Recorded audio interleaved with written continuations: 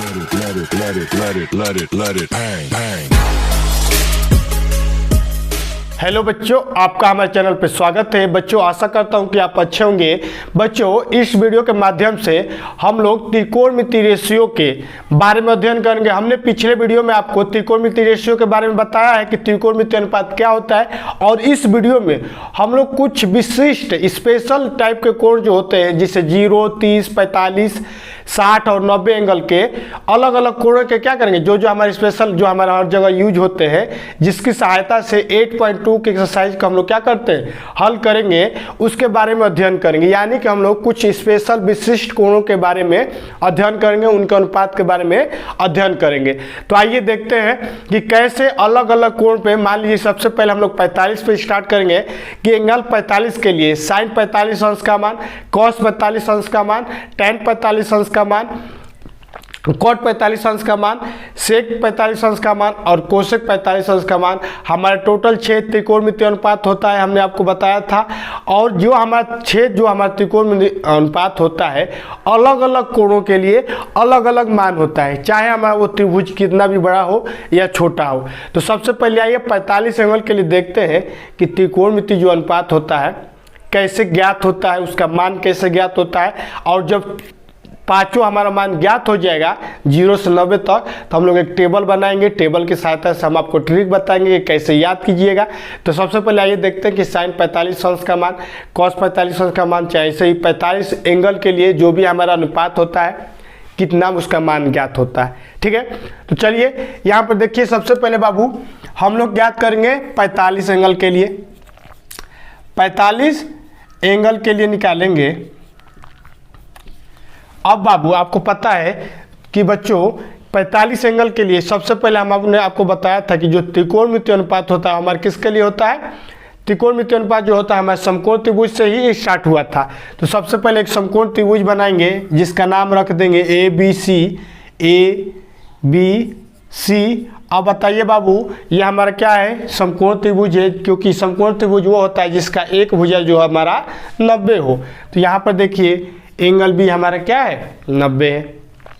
अब ये वाला एंगल हमारा समकोण है, तो इसके सामने वाली भुजा हमारी कर्ण हो जाएगी, ये तो आपको पता ही है। अब आपको ध्यान ये देना है, हमको 45 के लिए ज्ञात करना है, तो ये तो 90 ज्ञात हो गया। अब इसको हम लोग क्या रखेंगे, 45 लेंगे, तो ये वाली भुजा हमारी क्या होगी, 45 होगी। होगी कि नहीं होगी? क्यों होगी?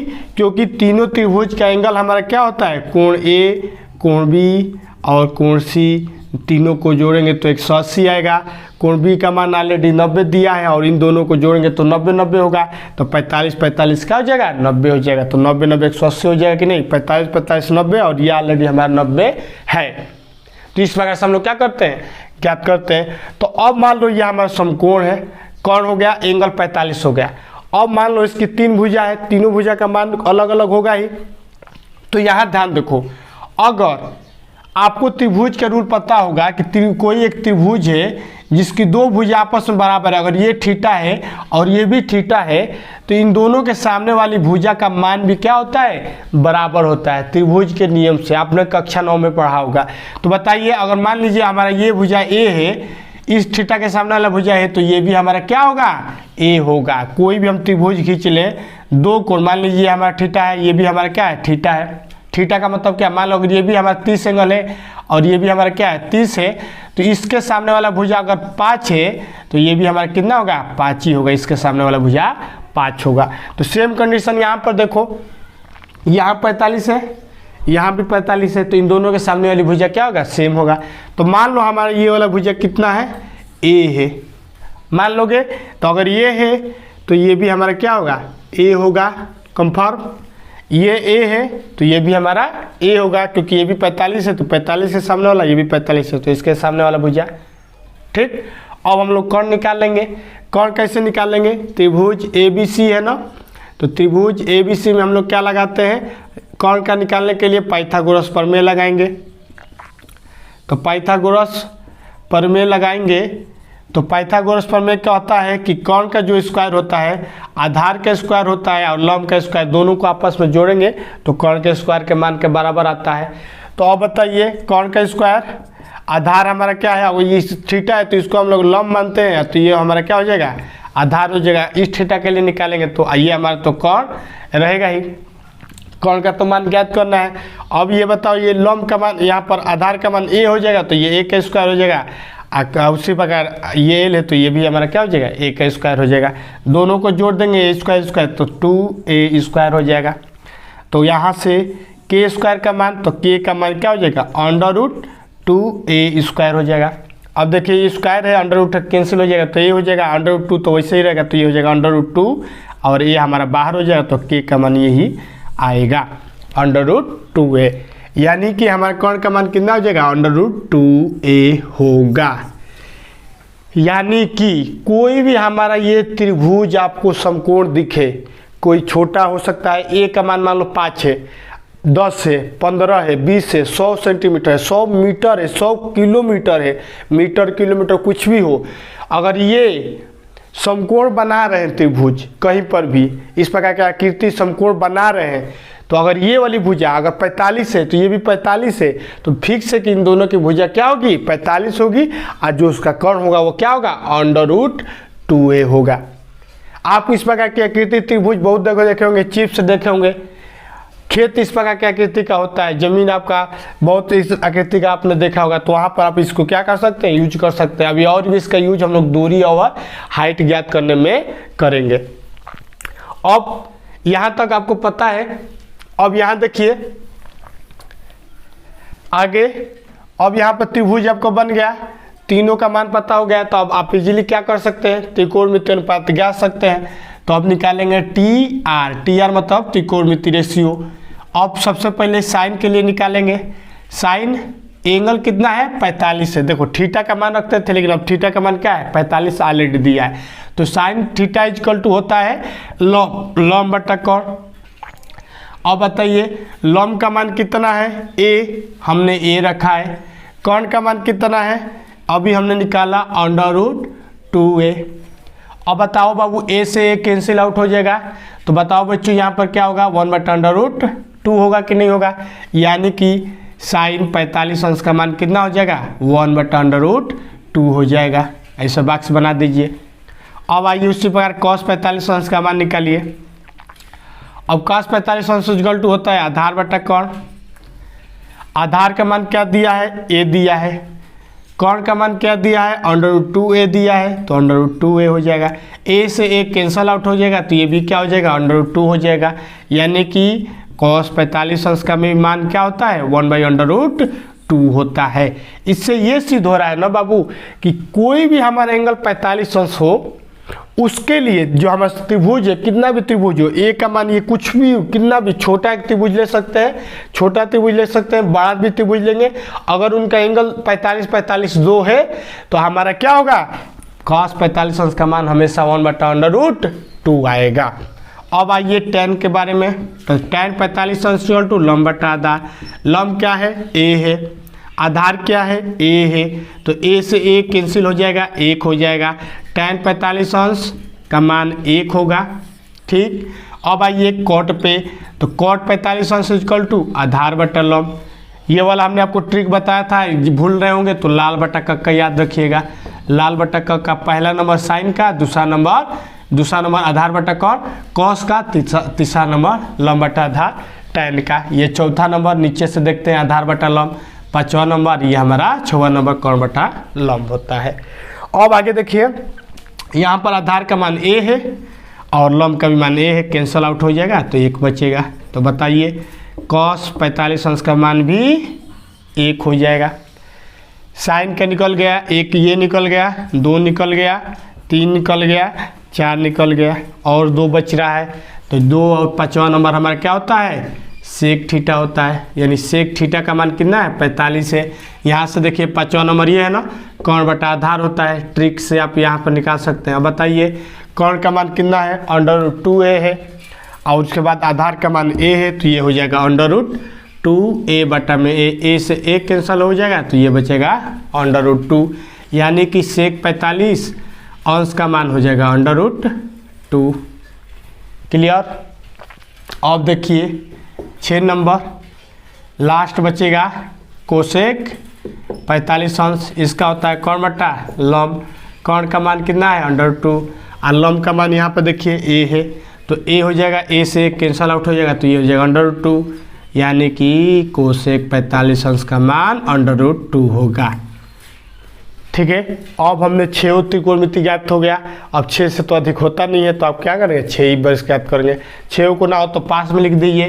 तो हमने सिद्ध क्या किया, सबसे पहले साइन निकाला, पहला नंबर साइन 45 अंश का मान निकाला, कितना आया 1/√2 आया। सेकेंड नंबर कॉस 45 अंश का मान निकाला, ये भी क्या आया 1/√2 आया। थर्ड नंबर tan 45 अंश का मान निकाला, ये भी 1 आया। चौथा नंबर tan हो गया, cot 45 अंश का मान निकाला, ये भी 1 आया। पाँचवा नंबर sec 45 अंश का मान निकाला, √2 आया। उसके बाद 6वां नंबर कोसेक 45 अंश का मान हमने निकाला, ये भी √2 आया। यानी ये हमारा 6 जो हमारा त्रिकोणमितीय अनुपात है, हमने कैसे ज्ञात किया, त्रिभुज की सहायता से हमने आपको सिद्ध करके बताया। समझ में आ गया। आपको रटने की ज़रूरत नहीं है, आपको समझने की ज़रूरत है कि कैसे सिद्ध होता है। कोई भी अलग अलग एंगल के लिए है, हमने 45 एंगल के लिए बता दिया कि कैसे ज्ञात होता है। आपको तो याद तो करना ही है कि इसका मान क्या होता है, आपसे बार बार पूछेगा, आपको ये नहीं कहेगा कि सिद्ध करके दिखाइए, लेकिन आपको मालूम तो होना चाहिए कि इसका मान होता है 1/√2। तो क्यों होता है, tan 45 अंश का मान 1 होता है, तो क्यों होता है। तो आशा करता हूँ कि आप समझ गए होंगे क्लियर कि इस प्रकार से हम लोग 45 एंगल के लिए हम लोग क्या करते हैं, अलग अलग त्रिकोणमितीय अनुपात का मान ज्ञात करते हैं। अब इसको एकदम नोट्स कर लीजिए, इसको डिटेल में समझने के लिए एकदम इसको प्रैक्टिस करेंगे तो एकदम क्लियर हो जाएंगे। अब हम इसके बाद 30 के लिए और 60 के लिए पढ़ेंगे। 30 और 60 एक दूसरे के विपरीत है। 30 और 60 के लिए एक ही त्रिभुज बनाएंगे, उसी में हमारा दोनों जनरेट होगा और 0 90 एक साथ होगा। तो इस प्रकार से हम लोग 5 त्रिकोणमितीय अनुपात का मान क्या कर सकते हैं, ज्ञात करेंगे। उसके बाद टेबल बताएंगे, टेबल से ट्रिक ऐसा बताएंगे जिसकी सहायता से आप इजीली सभी त्रिकोणमितीय अनुपात को ज्ञात कर सकते हैं।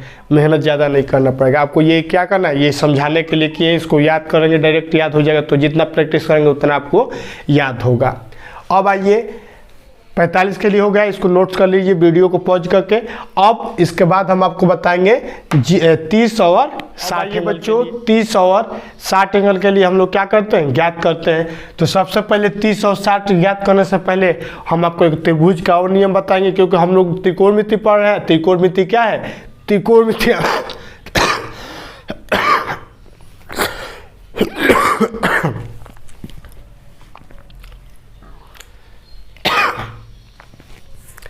अब आइए बच्चों हम लोग त्रिकोणमितीय अनुपात 30 और 60 के लिए देखते हैं।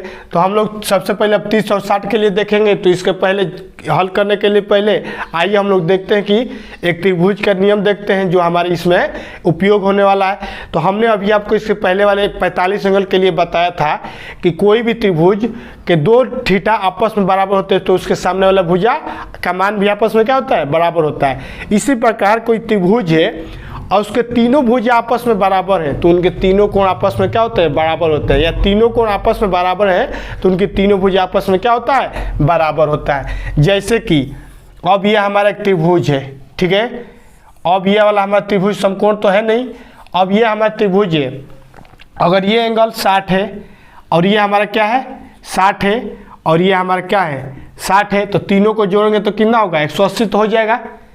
अब तीनों कोण अलग अलग है, बराबर है ना, यानी कि तीनों कोण अगर हमारा बराबर है तो इनको तीनों का मान क्या होगा आपस में इनके सामने वाली भुजा भी आपस में बराबर होगी।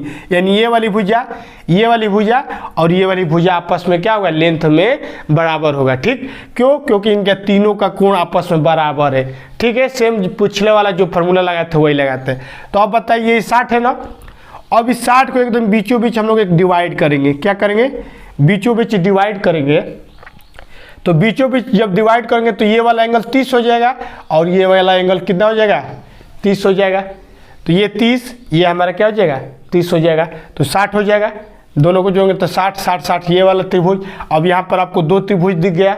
सबसे पहले नाम रखो A B और ये हमारा क्या हो जाएगा C।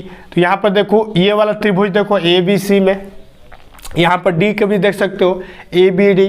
ये त्रिभुज और ये त्रिभुज एक दूसरे के सममित है और समरूप भी है। क्यों? क्योंकि ये क्या है, एकदम जस्ट बीचों बीच काटेगा, जहाँ काटेगा वो क्या होगा, 90 होगा। अब इसके सामने वाली भुजा हमारी कौन हो जाएगी, ये वाली भी भुजा हमारी क्या होगी, कौन होगी। अब ये वाली भुजा और नीचे वाली भुजा आपस में बराबर है ना। तो सबसे पहले मान लो हम इसको मान लेते हैं कि अगर ये हमारा क्या है 2a है, मतलब यहाँ की यहाँ तक की दूरी को हम लोग 2a मानते हैं। हम तो मानने को ये मान लेते हैं, लेकिन 2a मानेंगे तो जब सिद्ध करेंगे तो आपको इजीली काटाने और पिटाने में क्या होगा, सही होगा। तो अगर ये हमारा 2 है तो ये बताओ बाबू 2a यहाँ तक भी होगा। क्यों? क्योंकि ये वाली भुजा और नीचे वाली भुजा आपस में बराबर होगी। तो ये वाला बताओ, ये भी कितना होगा, 2a होगा d से लेके c तक, क्योंकि तीनों भुजा आपस में बराबर है। अब हम इसको बीचों बीच डिवाइड किए हैं, तो अब बताओ ये वाला क्या हो जाएगा, a होगा, और ये वाला हमारा क्या होगा, a होगा। इसीलिए हमने 2a माना, ताकि ये वाला भुजा हम लोग a मान लें। अगर हमने इसको a मानते तो ये भी हमारा a होता, ये भी a होता, तो ये वाला हमारा क्या होता, a/2 होता, और ये a/2 होता, क्योंकि ये आधा आधा पे क्या हो रहा है, डिवाइड हो रहा है। ठीक, अब उसी प्रकार आगे देखिए, अब इतना बन गया। अब हमको क्या करना है, ये वाली भुजा को ज्ञात करना है। अब इस वाले त्रिभुज को ध्यान से रखेंगे, 30 यहाँ पर बनना है, 60 यहाँ पर बनना है, और 90 यहाँ पर बनना है। एक त्रिभुज को ले लेंगे, इसको हम लोग हल कर देंगे तो हो जाएगा। तो सबसे पहले इस वाले भुजा का मान ज्ञात करना जरूरी है। ये वाला ज्ञात है, ये वाला तो ज्ञात है ही। अब ये वाला हमारा क्या है, लंब है। यहाँ से देखेंगे तो ये वाला लंब होगा, तो ये लंब का मान निकालेंगे तो ये वाला सबसे पहले क्या लगाएंगे, त्रिभुज ABC में पाइथागोरस प्रमेय लगाइए। पाइथागोरस प्रमेय से पाइथागोरस प्रमेय लगाएंगे तो कर्ण का स्क्वायर, आधार का स्क्वायर प्लस लंब का स्क्वायर, ये वाला निकालना है, लंब निकालना है, तो लंब का स्क्वायर इक्वल टू कर्ण का स्क्वायर माइनस आधार का स्क्वायर। आधार को इधर भेज देंगे। अब कर्ण कितना है, 2a है, तो 2a का स्क्वायर कर दीजिए। a कितना है, a है, तो a का स्क्वायर कर देंगे, तो ये हो जाएगा 4a स्क्वायर, ये हो जाएगा a स्क्वायर, यानी ये हो जाएगा 3a स्क्वायर। l स्क्वायर का मान 3a स्क्वायर है, तो l का मान क्या हो जाएगा, √3a स्क्वायर होगा, यानी √3a होगा। l का मान क्या हो जाएगा, √3a होगा। कहाँ से होगा बाबू, पाइथागोरस प्रमेय से होगा। यानी ये वाला मान हमारा कितना हो गया, √3a हो गया, ये वाला हो गया। अब हम लोग त्रिकोणमितीय अनुपात इजीली ज्ञात कर देंगे। तो सबसे पहले 30 एंगल के लिए निकालेंगे, तो 30 एंगल के लिए निकालेंगे तो एंगल देखिए 30 यहाँ पर बनना है, तो इसके सामने वाली भुजा क्या होगी, लंब होगी। लंब का मान a हो जाएगा। तो अब देखिए लंब का मान, यानी l का मतलब लंब का मान क्या हो जाएगा, a हो जाएगा, क्योंकि एंगल के सामने वाली भुजा लंब हो जाएगी। आधार का मान कितना हो जाएगा, अब ये वाली भुजा आधार हो जाएगी, हमने अभी निकाला, √3a हो जाएगा। और कर्ण का मान कितना हो जाएगा, ये वाला भुजा हमारा कर्ण रहेगा, कर्ण तो कभी नहीं बदलता है, तो इसका मान हो जाएगा 2a। तीनों निकल गया। अब हम इजीली निकाल सकते हैं। सबसे पहले साइन 30 अंश का मान निकालिए। साइन 30 अंश, साइन थीटा इक्वल टू लंब बटा कर्ण, l/k। लंब का मान कितना है, a है, कर्ण का मान कितना है, 2a है, कैंसल आउट हो जाएगा, 1/2 हो जाएगा। क्लियर। अब हम लोग निकालेंगे cos 30 अंश का, तो cos 30 इक्वल टू आधार बटा कर्ण। आधार का मान कितना है, √3a है, कर्ण का मान कितना है, 2a है, a से a कैंसिल हो जाएगा, √3/2। cos 30 अंश का मान √3/2 हो जाएगा। अब निकालेंगे tan 45 अंश 30 अंश का, 30 के लिए निकाल रहे हैं। अब इसका मान क्या होता है, लंब बटा आधार। लंब कितना है 30 एंगल के लिए, a है। आधार कितना है, लंब हमारा कितना है, a है, और आधार कितना है, आधार √3a है। a से a कैंसिल हो जाएगा, तो ये हो जाएगा 1/√3, यानी कि tan 30 अंश का मान 1/√3 होता है। चाहे कोई भी हमारा समकोण त्रिभुज कितना भी लंबा हो, कितना भी बड़ा हो, कितना भी उसकी भुजा के 5 मीटर का हो तब भी, चाहे 1 लाख, चाहे इन्फिनाइट 1 लाख का भी होगा तब भी हमारा इतना ही आएगा। उसी प्रकार cot 30 अंश इक्वल टू आधार बटा लंब। आधार का मान देखिए √3/a, लंब का मान देखिए a से k कैंसिल, ये क्या हो जाएगा, √3 हो जाएगा। अब क्या बचेगा, sec 30 अंश। sec 30 अंश इक्वल टू कर्ण बटा आधार। कर्ण का मान देखिए 2a, आधार का मान देखिए √3a, a से a कैंसिल, ये हो जाएगा 2/√3। अब देखिए sec के बाद कोसेक, कोसेक 30 अंश इक्वल टू कौन बटा लंब, कौन का मान देखिए 2a और लंब का मान देखिए a आया है, तो ये क्या हो जाएगा कैंसिल हो जाएगा तो 2 हो जाएगा। तो आशा करता हूँ कि इस प्रकार से हम लोग 30 के लिए निकालेंगे, जस्ट इसी प्रकार हम लोग 60 के लिए निकाल लेंगे। तो 60 एंगल के लिए निकालिए, 60 एंगल के लिए। अब बताओ बाबू 60 एंगल के लिए निकालना है, तो देखिए इस वाले एंगल से निकालना है, तो अब लंब हमारा ये हो जाएगा क्योंकि कोण के सामने वाली भुजा लंब होगी, तो लंब का मान अब हमारा कितना हो जाएगा √3 हो जाएगा। आधार का मान देखिए कितना होगा, अब ये 60 है तो आधार ये हो जाएगा, तो आधार का मान ये हो जाएगा और कोण का मान हमारा सेम यही रहेगा 2a। क्लियर। अब हम लोग क्या करेंगे, सेम फार्मूला का यूज करके कर लेंगे। तो सबसे पहले निकालेंगे साइन 60 अंश लंब बटा कोण, लंब का मान √3a और कोण का मान 2a, से कैंसिल यानी √3 अपान a। साइन 60 हो गया। अब निकालेंगे cos 60 आधार बटा कोण, आधार का मान बताइए, आधार का मान a है, कोण का मान कितना है 2a है, a से कैंसिल ये 1/2 हो जाएगा। अब निकालेंगे tan 60 अंश का मान लंब बटा आधार, लंब का मान क्या है √3a है, आधार का मान क्या है a है, a से कैंसिल ये हो जाएगा √3 होगा। आशा करता हूँ कि आपको क्लियर समझ में आ रहा है, एकदम ध्यान देंगे, इसको प्रैक्टिस घर पे खुद करेंगे, अपने से हम समझा दे रहे हैं, उसके बाद प्रैक्टिस 2 बार 3 बार करिएगा, इजीली आप इसको निकाल देंगे। ये आपको बहुत आगे चल के उपयोगी होने वाला है, आपको रटने वाला काम कुछ नहीं करना है। आप और 3 निकाल लिया और 3 निकाल दो। cos 60 अंश इक्वल टू आधार बटा लंब, आधार का मान देखो a दिया है, लंब का मान कितना आया था √3a, a से कैंसिल ये हो जाएगा 1/√3। कॉट हो गया, sec 60 अंश का मान निकालो, sec 60 अंश इक्वल टू कोण बटा आधार, कोण का मान देखो 2a, आधार का मान a कैंसिल हो जाएगा 2। अब बताओ लास्ट बच रहा है कोसेक 60 अंश, कोसेक 60 है कोण बटा लंब, कोण का मान 2a, लंब का मान √3a कैंसिल आउट हो जाएगा 2/√3। तो ये हो गया हमारा 6 त्रिकोणमितीय अनुपात और ये हमारा 6 त्रिकोणमितीय अनुपात। 12 टोटल होगा, 1 पे 6, 1 पे 6 निकलेगा, 6 से ज़्यादा तो होता नहीं है। तो इस प्रकार से हम लोग क्या करते हैं, त्रिकोणमितीय अनुपात समकोण त्रिभुज के सहायता लगाकर, सबसे पहले ये त्रिभुज के नियम लगाकर 30 एंगल के लिए और 60 एंगल के लिए उपयोग करते हैं। इसी प्रकार से 0 एंगल के लिए और 90 एंगल के लिए वो सोचना आपके लिए थोड़ा यूनिक है, क्योंकि उसमें आपको गहन सोचना पड़ेगा कि उसमें 0 कब बनेगा और 90 कब बनेगा। तो हम इस वीडियो के माध्यम से 2 एंगल 3 एंगल के बारे में बता दिए, अगले वीडियो में हम 0 एंगल के लिए और 90 एंगल के लिए बताएंगे।